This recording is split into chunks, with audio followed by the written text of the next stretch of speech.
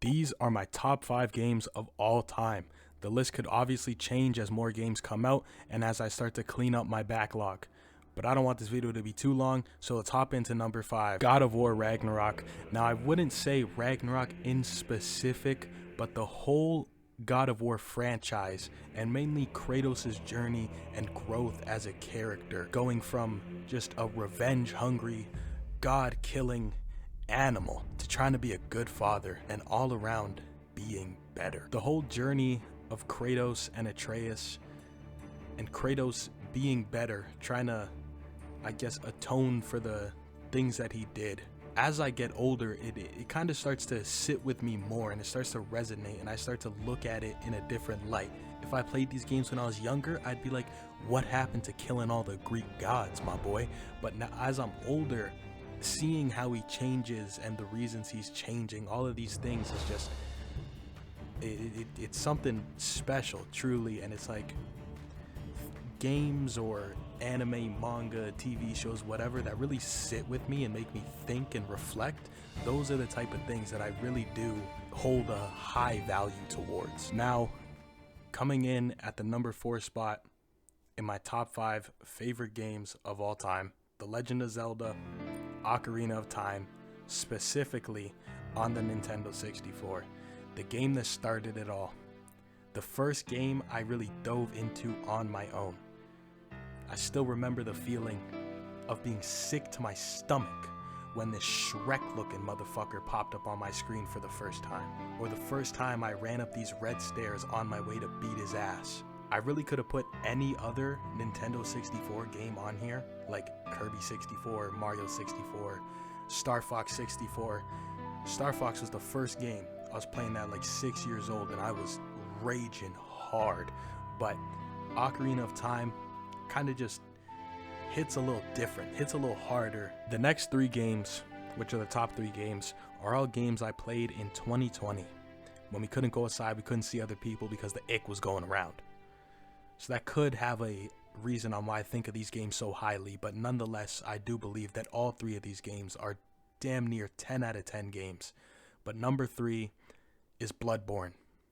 This was the first Souls-like Souls game I ever played. It's the first one I ever finished.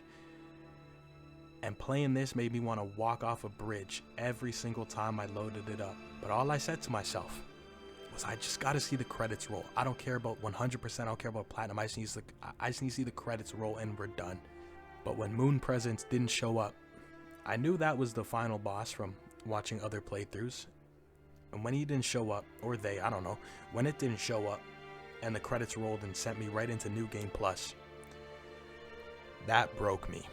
Absolutely shattered me. I did not know what to do with all the emotions that I had built up because I knew that I wasn't finished. I knew I had to go through the game again, fight all those bosses again, fight all the bosses I skipped, do all the DLC, and then come back to Moon Presence to get the proper ending.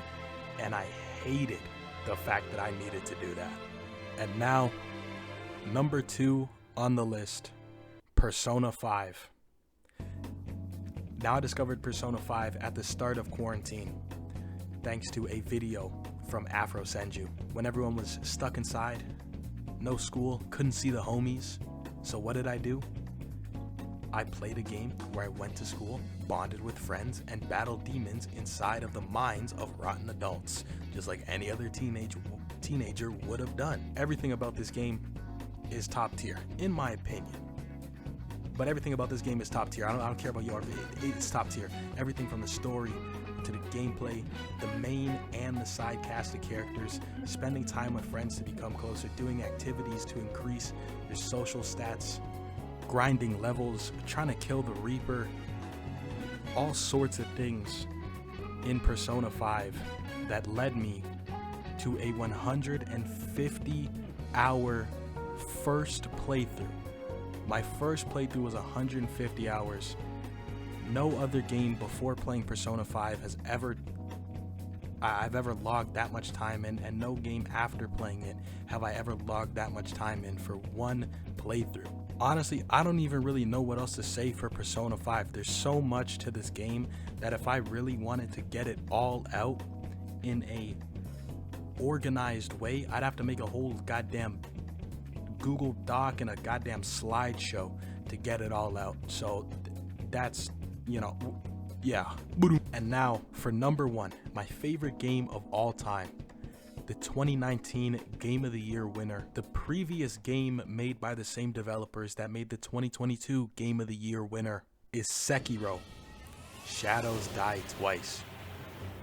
Now, I believe this game is just as perfect as a game can get, from the story that the game actually guides you through, the characters, the amazing boss fights, the stellar sound effects, the world, the soundtrack, the amazing true ending to the game, and the combat that is unrivaled by any other game ever made by anyone ever. When I was playing this, my friend was guiding me through, telling me I need to be aggressive, I need to parry, I can't run. Every fight I need to be aggressive and find the rhythm. He kept talking about this rhythm, like I was playing Dance Dance Revolution. And once I found that rhythm, I got sucked in to the combat of Sekiro. And as I started to get more and more used to it, what did they do? They threw a literal monkey at me that threw shit at me, and then threw me back into the high octane parrying gameplay. The combat, parry, attack, parry, Makiri counter, Goomba stomp their head. They threw me right back into that. And what happened? As soon as I got reacquainted with parrying, after getting pounded by a monkey for hours, they threw 2 more fucking monkeys at me at the same time. 2 more fucking monkeys. And then back to the parrying gameplay. And then what did they do?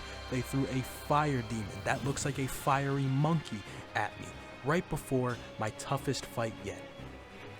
A fucking 4-phase boss fight. 4 phases. Buddy had 4 health bars. What game does that shit, bro? Sekiro is a masterpiece, start to finish. And I think Persona 5 and Bloodborne are both nearly 10 out of 10 games. I don't really think any game's a 10 out of 10 because there's always something you can add, something you can improve on. And I think if Sekiro had the open world and exploration of Elden Ring, it'd be the greatest game of all time. Hands down, I don't think there'd be a debate. But this is just my list.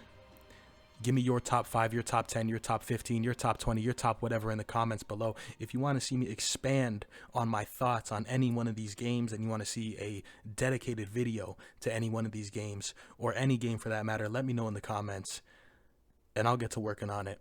Because God knows, I need the video ideas.